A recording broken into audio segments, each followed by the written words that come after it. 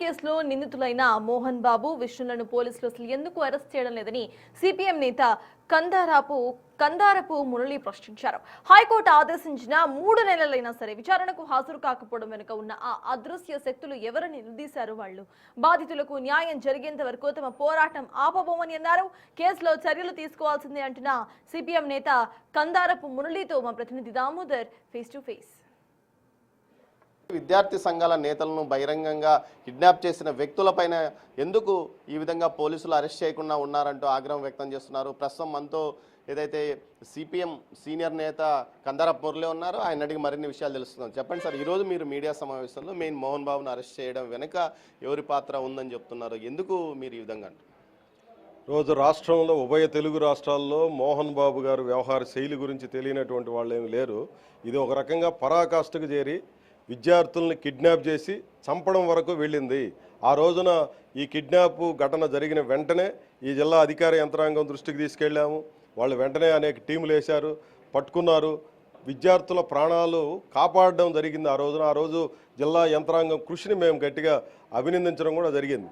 ఆ తర్వాత రోజుల్లో వెంటనే ఇమ్మీడియట్గా 13 మందిని అరెస్ట్ చేశారు.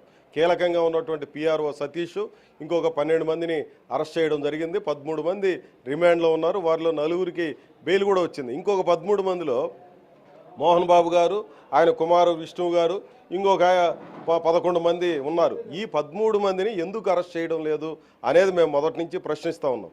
మోహన్ బాబు గారు అందుబాటులో లేరు, మంచు విష్ణు దుబాయ్లో ఉన్నాడు అని చెప్పి రకరకాల కారణాలు చెప్తా ఉన్నారు. ఇవన్నీ కూడా అర్థం పర్థం లేనటువంటి కారణాలు అనేది ప్రస్ఫుటంగా వెల్లడైపోతూ ఉంది. ఇటీవల ఆయన జన్మదిన వేడుకల్ని కాలేజీలోనే నిర్వహించుకున్నాడు.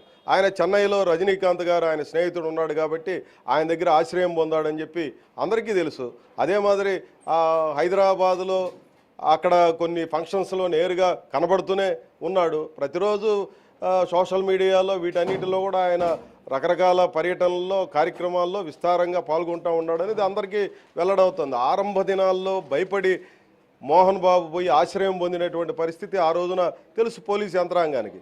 మళ్ళీ ఆ తర్వాత ఏమైందో, ఏ శక్తులు వెనకుండి నడిపిస్తున్నాయో కానీ దర్జాగా ఆయన అన్ని చోట్లకి వెళ్ళడము కనపడడం అనేది ఒక నిత్య కార్యక్రమంగా మారిపోయింది. కానీ హైకోర్టులో ఈ ప్రభుత్వం ఏమని వాదన చేసింది?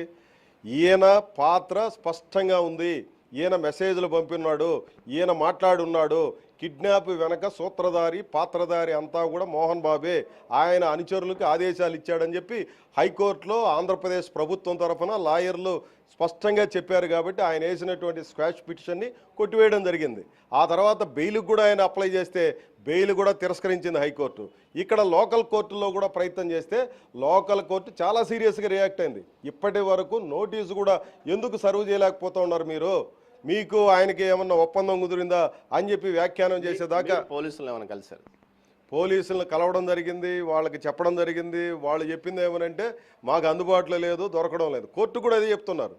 పదే పదే ఆ రోజున ఇంత బాగా రియాక్ట్ అయ్యి ప్రాణాలు కాపాడినటువంటి వాళ్ళు అదే విషయంలో మోహన్ బాబు దగ్గరికి వచ్చేటప్పటికి, ఆయన కుమారుడి దగ్గరికి వచ్చేటప్పటికి ఎందుకు మేనమేషాలు, రజనీకాంత్ ఉన్నారా, ఇంకొకరు ఉన్నారా, తప్పు చేశాడు. ఇదే ఆర్గ్యుమెంటు హైకోర్టులో ప్రభుత్వం చేసింది. ఇక్కడ లోకల్ కోర్టులో ఈరోజు కూడా అదే గట్టిగా చెప్తున్నటువంటి పరిస్థితి. ఆ కారణంగానే ఆయనకి బెయిల్ రాలేదు.